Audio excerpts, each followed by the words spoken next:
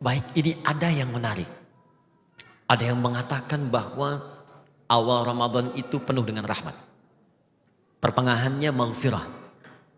Dan di ujungnya itkum minan nar atau pembebas dari neraka. Pernah dengar pernyataan itu? Ya, ada yang menyebutnya sebagai hadis.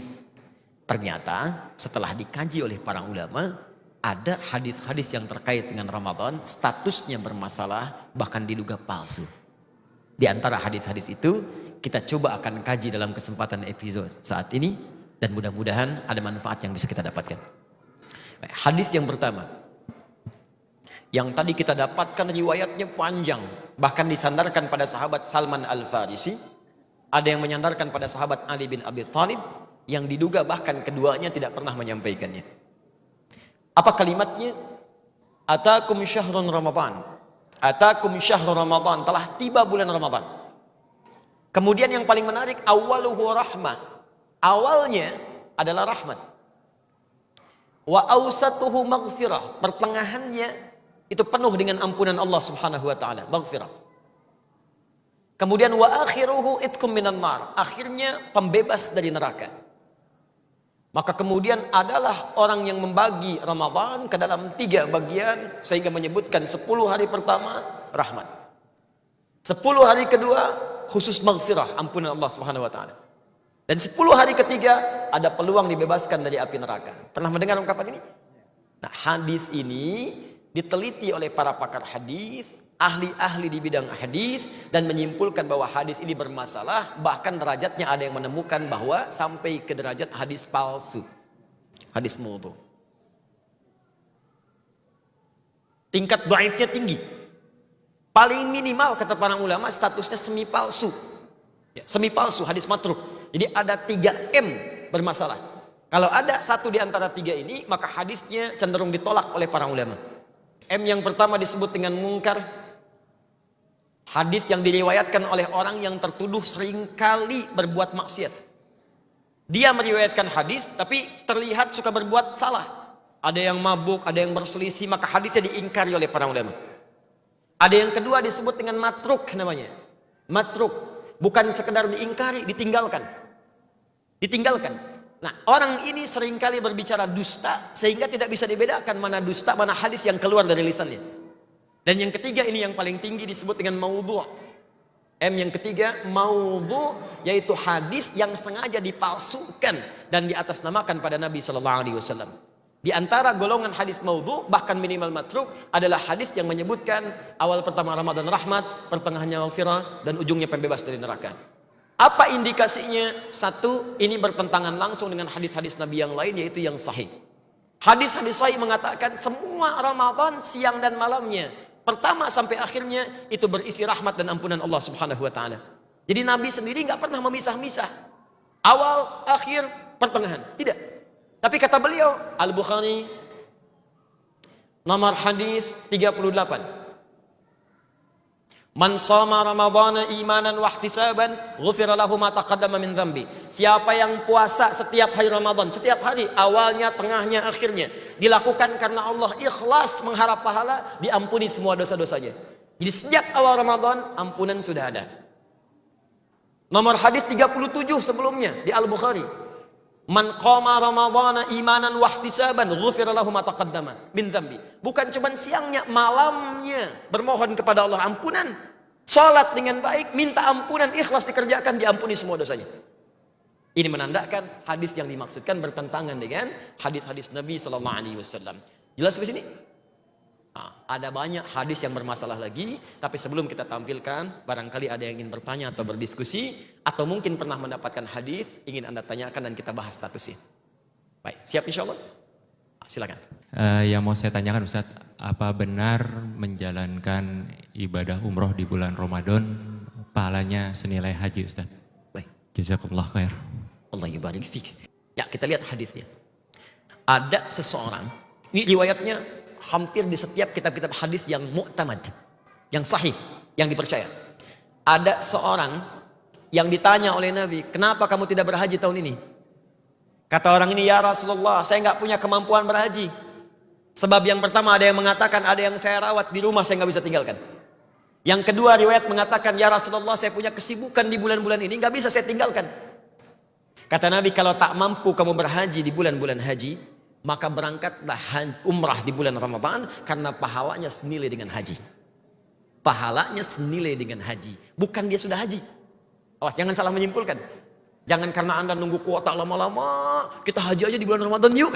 Itu salah menyimpulkan. Ya. Jadi tidak ada haji di bulan Ramadan, yang ada pahalanya senilai haji. Kenapa pahalanya dinilai berlipat senilai haji? Karena perjuangan orang umrah di Ramadan, itu perjuangannya lebih daripada biasa. Persis seperti orang haji berjuang. Coba lihat orang haji berjuang. Fisiknya, ya dari mulai wukuf, ke Muzdalifah cari batu, sampai lontar, sampai jalan begitu panjang, fisiknya terkuras. Maka persis seperti orang puasa kemudian umrah. Dari mulai tawaf, dia kemudian naik turun sa'i, sampai semua dikerjakan dalam keadaan menahan lapar dan haus. Maka itu yang melipat gandakan pahalanya. Allah Ta'ala alam bisawab. Ada yang lain? Assalamualaikum warahmatullahi wabarakatuh. Waalaikumsalam warahmatullahi wabarakatuh. Ustadz, mungkin ini agak tidak terlalu berkaitan secara langsung dengan hadis, tapi berkaitan dengan puasa dan membersihkan hati. Baik. Bulan Ramadan itu kan memang bulan yang penuh berkah, dan kita memang saatnya kita buat membersihkan hati gitu. Nah, sebelum memasukinya aja, kalau bisa kita saling memaafkan satu sama lain gitu. Bagaimana Ustadz apabila kita kan manusia biasa, kita punya rasa kecewa, punya rasa sakit hati yang kadang-kadang susah buat kita hapuskan gitu. Bagaimana supaya kita bisa menjadi orang yang ikhlas, bisa melupakan, bisa memaafkan, karena kan kodratnya manusia pasti gampang lah buat sakit hati, marah dan sebagainya. Itu aja pertanyaannya Ustaz. Bagus pertanyaan. Dan apa yang Anda sampaikan kisahnya pernah terjadi di masa lalu. Sehingga Allah menawarkan satu tawaran spesial kalau dia bisa mengikhlaskan semua perasaan yang dirasakan. Maka turunlah Quran surah ketiga Ali Imran ayat 133 sampai 134. Paling kanan sebelah atas di mushaf. Perhatikan kalimatnya. Wasari'u ila maghfirah. Wasari'u ila maghfirati min rabbikum. Bergegaslah Anda mengevaluasi diri, mohon ampunan kepada Rabbmu. Koreksi, banyak yang salah dalam hidup. Wa jannatin arduha as-samawati wal ardu u'iddat lil muttaqin. Dan bermohonlah, berharap, bercita-cita mendapatkan anugerah surga seluas langit dan bumi. Komplek tinggal seseorang di dunia bisa luas, tapi tidak ada yang seluas langit dan bumi. Saya sediakan, kata Allah, khusus untuk orang takwa. Tapi bukan takwa biasa, spesial. Siapa takwa yang dimaksud? Ayat 134-nya. Alladzina yunfiquna fis sarra'i wad dharra. Golongan pertama yang sedang infak.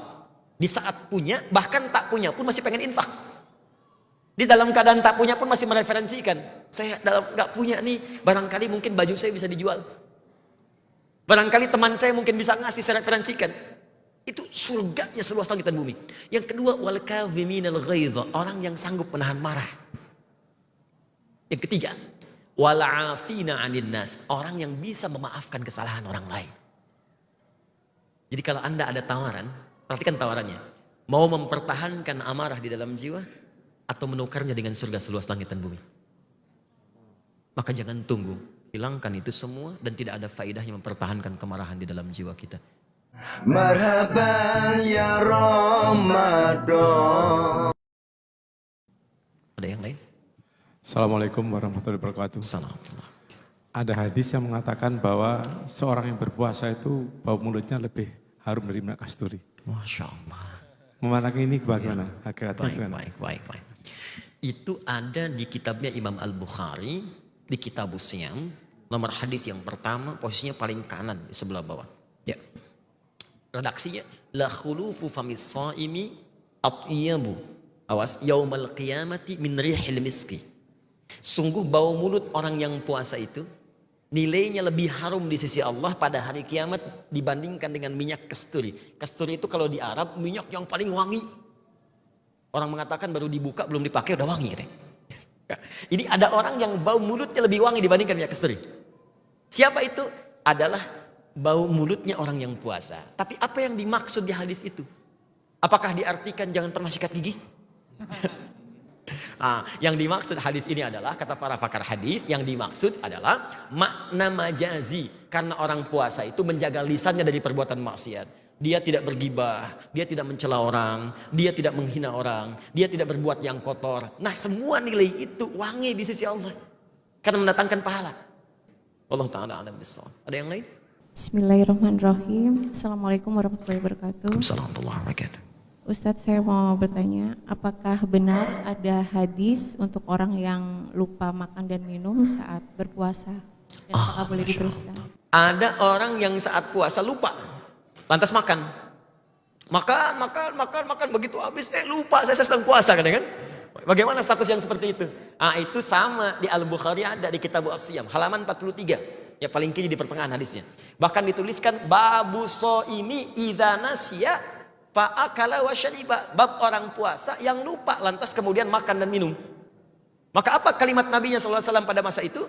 Kata Nabi, idza nasiya ahadukum bima ma'na. Kalau kalian lupa sedang berpuasa, fa'akala wa syariba, kemudian makan dan minum, falyutimma shaumahu fa innahu at'amahu Allah taala wa saqah. Maka kalau Anda dalam status lupa, silahkan teruskan puasanya. Jadi Anda sedang puasa, tiba-tiba tengah siang hari jam 1 makan, kemudian minum. Setelah selesai lupa, kata Nabi, teruskan puasanya. Puasanya tidak dianggap batal karena yang memberikan makan dan minumnya Allah Subhanahu wa taala. Tapi ini yang dimaksud bukan pura-pura lupa. Malam-malam berdoa dalam tahajud, ya Allah jadikan aku besok lupa. Tidak ya. Yang dimaksud ini normal, tiba-tiba lupa begitu saja. Jelas ya? Baik, wallahu taala alam bissawab. Itu barangkali yang disampaikan. Terakhir, awas hati-hati, ada orang yang mengisi puasanya dengan banyak tidur. Bis tarawih tidur, bis subuh tidur, ke kantor cari musola tidur lagi. Nah ini terjebak hadis palsu. Hadisnya berbunyi, niyamus shaimi ibadatun. Tidurnya orang puasa itu ibadah. Itu hadis palsu. Hadis palsu. Hadisnya palsu. Karena bertentangan dengan esensi puasa. Orang puasa itu banyak beraktivitas, bukan banyak tidur. Kalau orang tidur nggak ada amalan, sedangkan Nabi mengajak orang banyak beramal. Maka cukuplah itu dalil menjadikan apa yang disampaikan dianggap sebagai hadis palsu. Baik teman-teman sekalian, penting untuk kita mengetahui bahwa semua amalan kita mesti bersandarkan pada ketentuan dalam syariat, tuntunan dari Al-Quran dan pedoman dari Nabi SAW. Tapi juga kita mesti teliti untuk membaca hadis-hadis Nabi, karena tidak semua yang dikatakan bersumber dari Nabi statusnya dianggap benar dari Nabi SAW. Semoga Allah menerima puasa kita, menerima semua amalan kita, membebaskan kita dari hal-hal yang tidak kita pahami, dan memberikan pemahaman terbaik untuk mengantarkan kita ke surga.